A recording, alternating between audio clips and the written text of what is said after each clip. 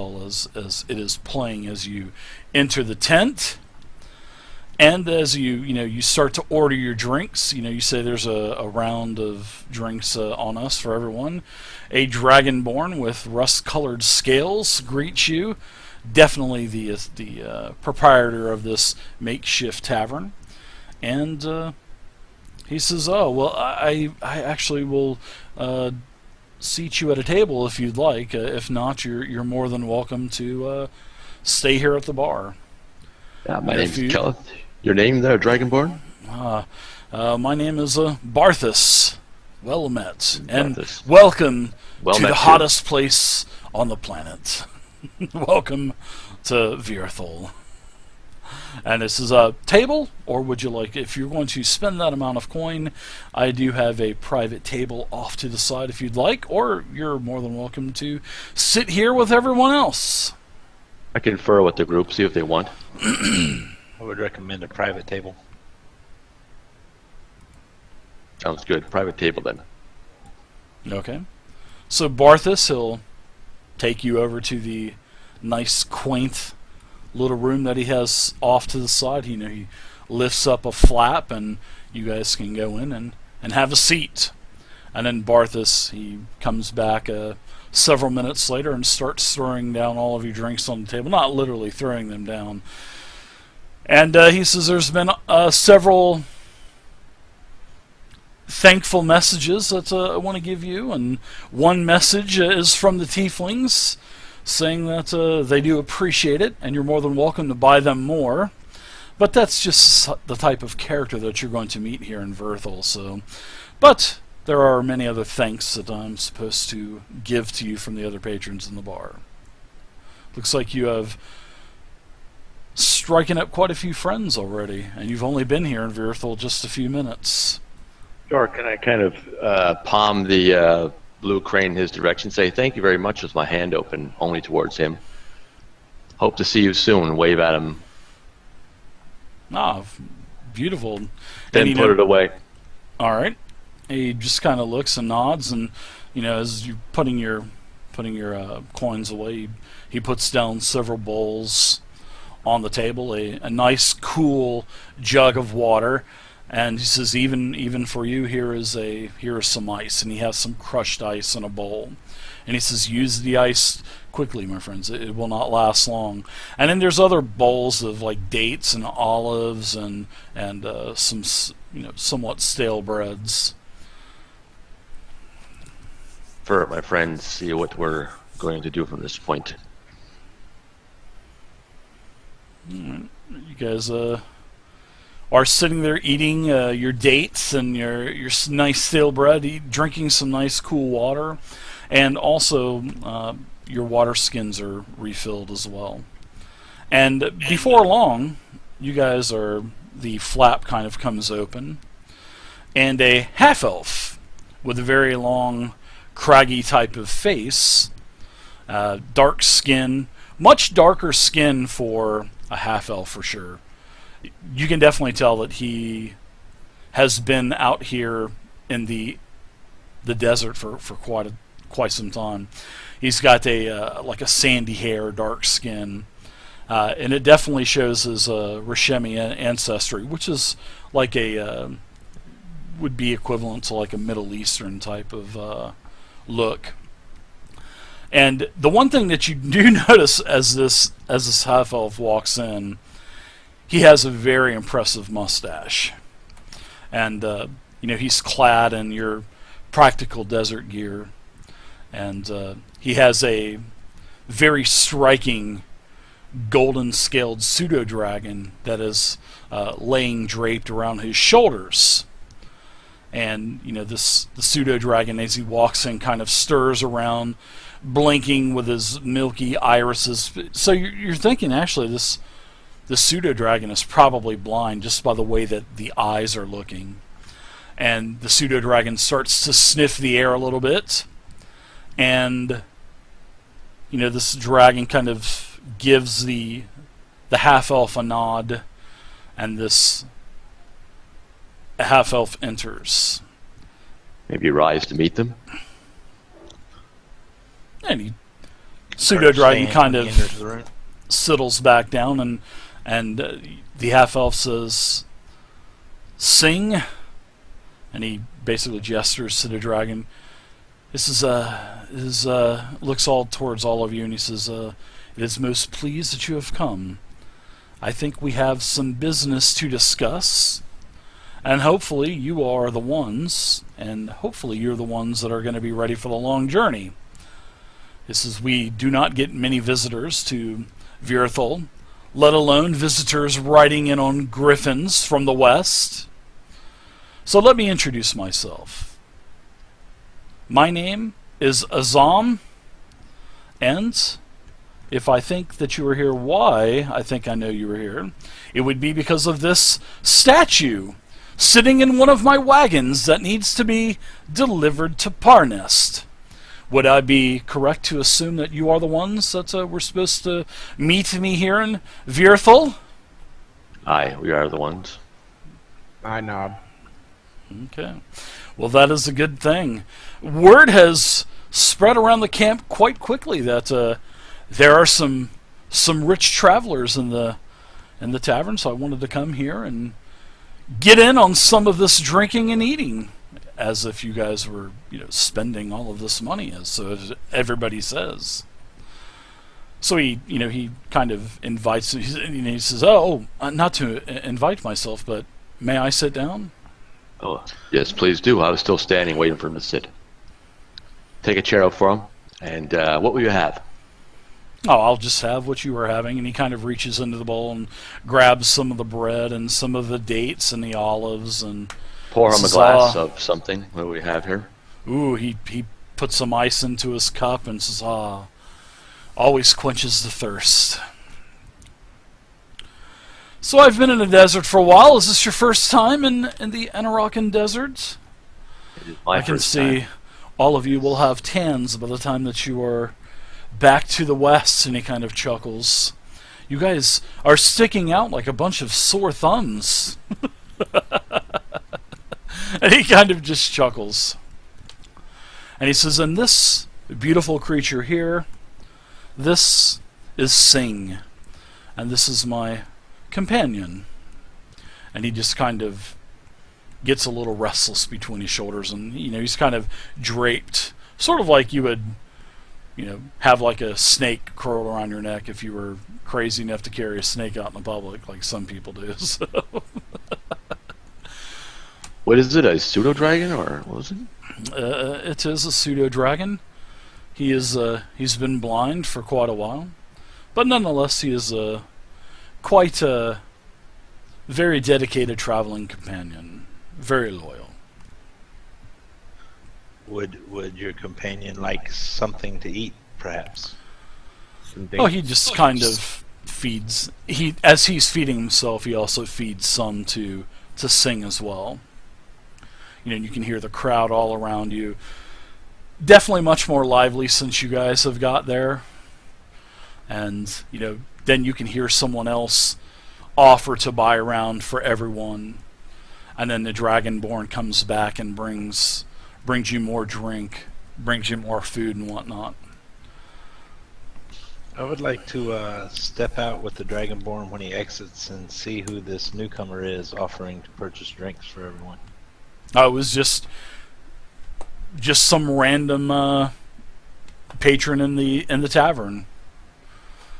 Does You know, it and you- look No, it doesn't nothing look any special kind of from his appearance? No, it doesn't look any kind of like suspicious or anything. Just another patron being kind and doing the same. And then you hear someone else say, "Oh, I'll buy around as well. We'll eat and drink like kings all day." And he says, "The day is still young."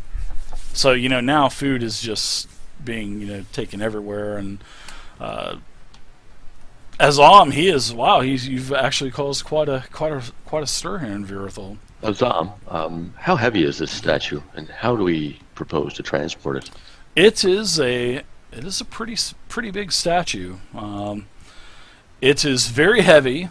It's been carefully packed. It is in one of my wagons. I can show you in a little bit, but it's I think it's about 5 feet tall and probably about 4 feet wide. And it's supposed to represent some deity of the spring or something like that. I don't get into that type of knowledge or lore or believings, but if it pays me coin to deliver something, and if it pays good, and if it's worth my time, I don't care what it is.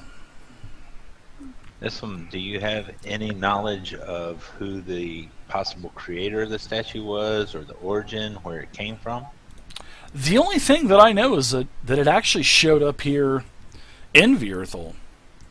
And the only thing that I know, it was by some sculptor that left for the desert many years ago, and I guess he was also a follower of this deity of that represents spring, and he made this statue and then delivered it, and it showed up in the middle of the night one night, and in the morning, voila, there it was.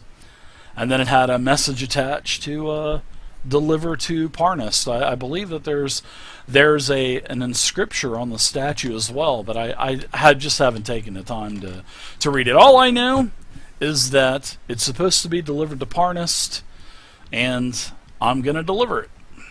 And that's why I could use your help. Obviously, it's a pretty important statue, because they wouldn't send you out here if it wasn't. I mean, do you not agree with me? Concur. We have 2 strong men and 2 one's capable of a little bit more with magic, myself included. All I know is it's supposed to go to the Shrine of Axis in Parnas. That's all I know. And some, like I said, some artisan out here, some stone worker made it, and then it showed up here at DRIVETHRU. You're coming with us then? Oh, of course. You're going to be riding in my caravan of 4 wagons, of course. Very good. Yeah. Do we know? Do I know what the Shrine of Axis is? It's an establishment in Parnas, and you remember seeing it. It's like a small temple of worship.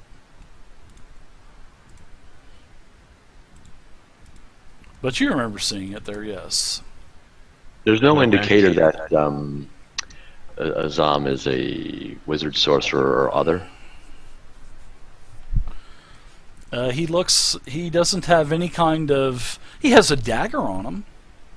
But it doesn't look like no accoutrement, then, eh? It doesn't look like... he's kind of somewhat mysterious. You just can't look at him and say, oh, he's a rogue, or he's a fighter decked out in plate mail armor. Yeah, Nothing obvious. No, nothing obvious. Nope. But he does have quite a few coin purses on him and whatnot, so you definitely know that he's probably a businessman as well. I would like to ask, he said he had a 4-wagon caravan. How many other members of his traveling party will there be? There will be about a dozen of us, including you. I just kind of look around the tavern, looking to see if I notice anything, like on clothing or items that might be related to a blue crane. You don't see anything around you, no, not representing what you would think that would be represented. Now, you do, however, notice that Azam, he is probably part of one of the organizations also. So give me, well, I'll just go ahead and tell you. I mean, the organizations, they all know about one another, so it looks like Azan is probably part of the Order of the Gauntlet, it looks like.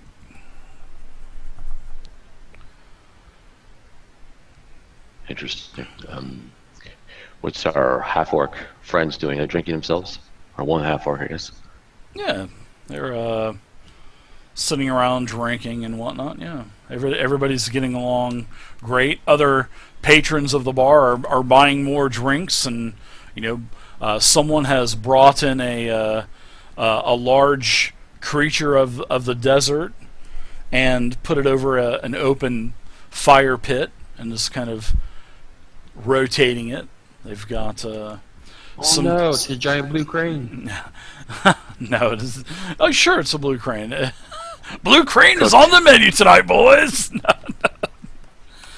So Shem gets up and you walk out into the other area of the tent, right? Shem, is that what you're? Yeah, before we would have head back into the smaller sectioned off pieces when I was getting it. Oh, okay, all right. Let's see. You can see several. You can see several members of the organizations around, pretty much representing all of the different organizations, except for the Zent. You do not see any kind of thieves' cant markings or any kind of special sounds or clicks that you would be accustomed to hearing as being part of that organization. But you can see the other, there's Emerald Enclave and stuff, and it seems like they're all kind of boasting together and sitting at tables, and it's actually a pretty good atmosphere in here. A lot better than what you probably would have thought.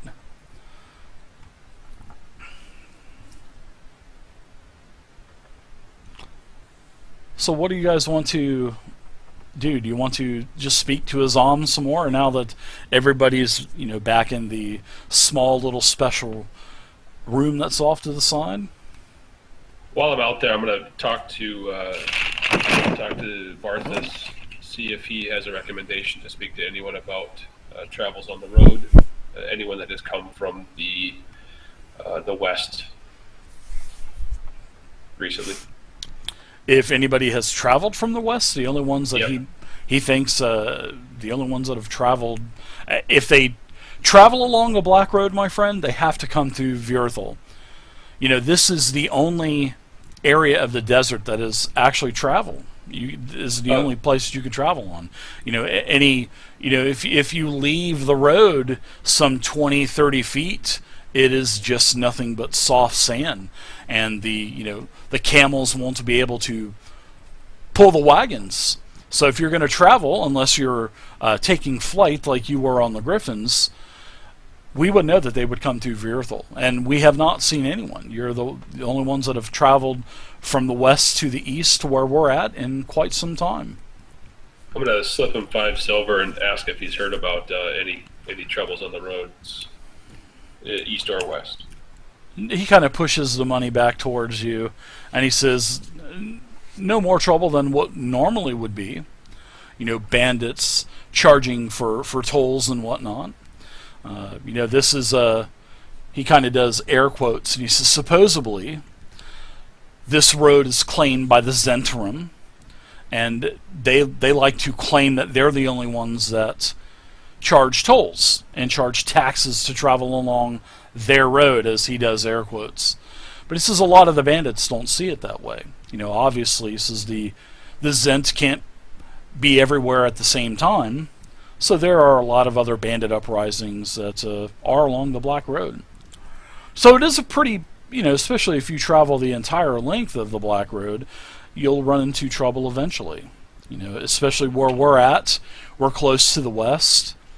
There is trouble here, but not as much as there would be in the central part of the desert, or actually going further east. So such is the world. It is a troublesome place. It and is. Then I'll that I've exhausted my resources there, I'll head back to the group. Okay.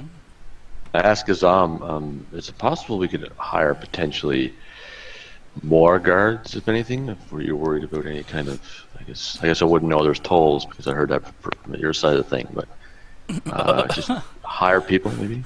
Azam looks over at you, Kel, and he says, good sir, haven't you fought orcs before and lived to tell about it? Obviously you have.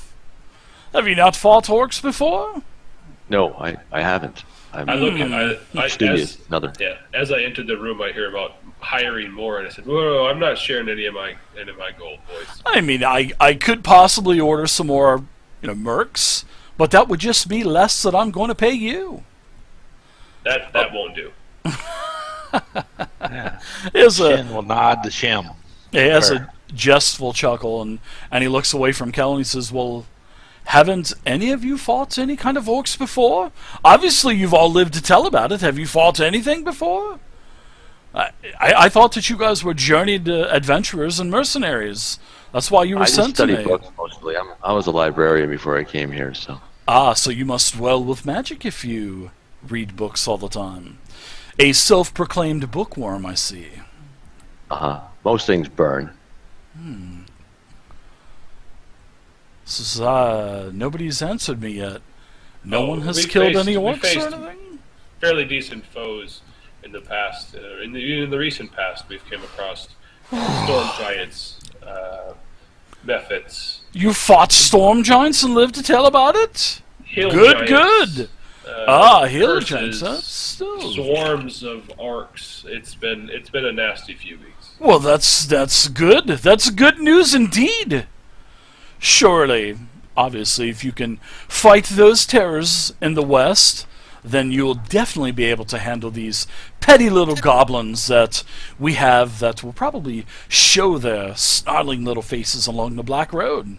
That is Sand good goblins, news really? indeed. I breathe a sigh of relief, my friends. As I'm sitting down, I'm going to whisper kind of to myself, but loud enough for Valen to hear, as long as you stay awake. Someone As long as they don't like to throw nod acid off? rocks. Well, my friends, I assure you, once you pick up some proper desert attire to where your body will be able to breathe a little bit better, I assure you that we'll take proper rotations and whatnot, and you'll be fine. Yeah, where would we recommend to get outfitted, if not from yourself? Well, there's several merchants here that have plenty of desert attire. I would probably pick up another water skin, maybe two. It is very hot here in the Anorak Hey. Desert. Even on Griffin, very little work, but it was a thirsty drive, a thirsty ride. We'll have about I would say probably about a dozen or so of us traveling. We have 4 wagons. One of the wagons, obviously, each wagon will be pulled by 2 of my most foul-tempered camels, and believe me, they do love to spit in your face. One of these wagons will be carrying our food and our water. One of these wagons will be carrying some shipments of medicinal herbs that we'll be delivering to Parnas as well. Another one of these wagons is going to be delivering a shipment of weapons to Parnas. And the last wagon, which is the most important, does have the statue of Angarad. So what we'll be doing, my friends, is we will be sleeping in 2 shifts every day. It will be a 10-day travel to Parnas. There will be dangers along the road, I am quite sure of. I've never had a caravan that has left the desert without at least 1 or 2 different encounters with these foul, snarling goblins and hobgoblins and whatnot. But we'll be sleeping 2 shifts every day. We will travel from just before dawn until noon. Then we will sleep. We'll probably sleep from around noon until late afternoon. We'll find someone in the shade. We will set up a camp. And then after we sleep for a while, then we will travel from the late afternoon until dinner time. And then we will set camp again. We have to rest the camels. We just can't run them into the dirt. No pun intended. And then we will sleep after dinner until just before dawn again. And that Just is to be sure, besides yourself, there'll be 7 others then? There's 4 of us and 8 of you? They will be, but they are not fighters. They're the ones that are going to be basically taking care of making sure the wagons are going in a straight line and following one another. They are all of my drivers. And plus we have a couple of cooks that takes care of everything. And I myself, I can, if I need to get into the fray, but I shouldn't have to, because that's why I'm paying you brave adventurers that have basically conquered the giants already. And orcs and swarms of orcs. This should be a walk in the park for you. What are we going to do with the griffins? Oh, the They know their way griffin, back. the griffin's already gone. They're gone. Oh, okay. There's no mention of griffins. I was just wondering what happened to them. Nah, they're gone. They have flown back to the west towards the Grey Peak Mountains. But I named mine. You really should stop naming animals, man. They die. What is your Lucy 1, Lucy 2. planned departure time? When do you want to embark on our journey? We will be leaving tomorrow. Good, good. It is. Well, I say we should go get our supplies replenished then. Well, not trying to scare you or anything, but, if you have a few minutes to chat, I mean, it is still the middle of the day and we'll be leaving tomorrow morning. So let us just enjoy drink. Let us enjoy this beast that is on the fire pit in the other room.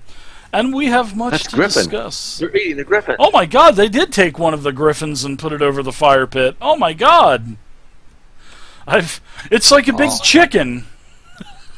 Oh, that was Shin's ride. So, Hope he paid the insurance. Deductible. The rental fee? oh god. If it's truly a griffin, I'm gonna have to take payment from someone. Did No, the I griffin signed for it. belong to you? Good. We're good. We're good. If it's a griffin, I'm gonna assume it was mine, and would, of course, need to be compensated. Everybody's screwed. Now, this is some kind of large spiked worm.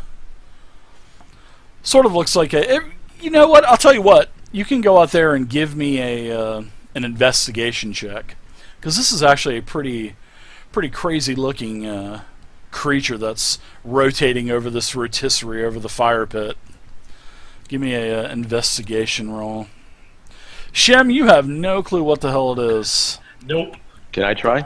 That Sure, looks like yeah. a stick. Yeah, I would Something. guess. I would guess you probably walked back into the closed little area and said, "What in the hell is this fucking thing we're fixing to eat?" I have no clue what it looks like. Yeah, Kelleth, you have no clue either. But Shen goes out there, and as you look at it, it's like a giant burrowing creature. It's called an onkig, Ankheg, onkig.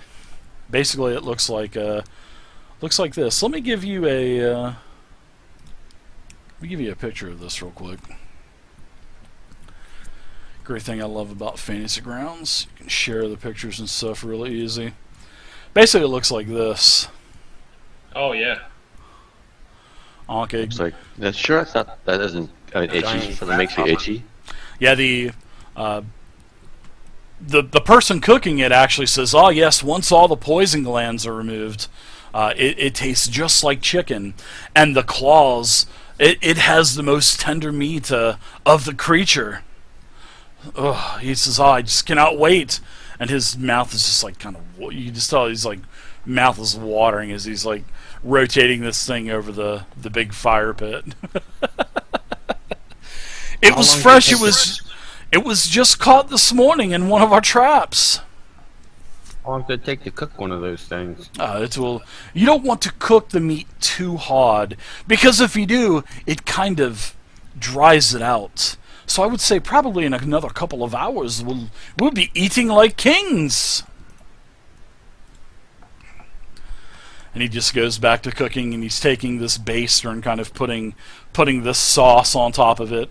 He reaches into these little bowls and sprinkles some herbs on top of it. And he's taking this Salted hammer butter. and a It's a hot chisel, sauce? and he's kind of just breaking the shell away as the meat's cooking. And no, he's not using hot sauce. Way to go there, Tiger. I like that though. No pun intended. I don't even want to think about fire sauce or anything like tiger sauce or hot sauce or anything like that. So as you guys are talking, just normal conversation, you find out over as you start to drink more and whatnot, several caverns, several of these caravans have left Vierthel and have not been able to complete the journey. And he goes on to chuckling as to, that is why the mighty Azam, the king of the Arakan desert, of course I jest when I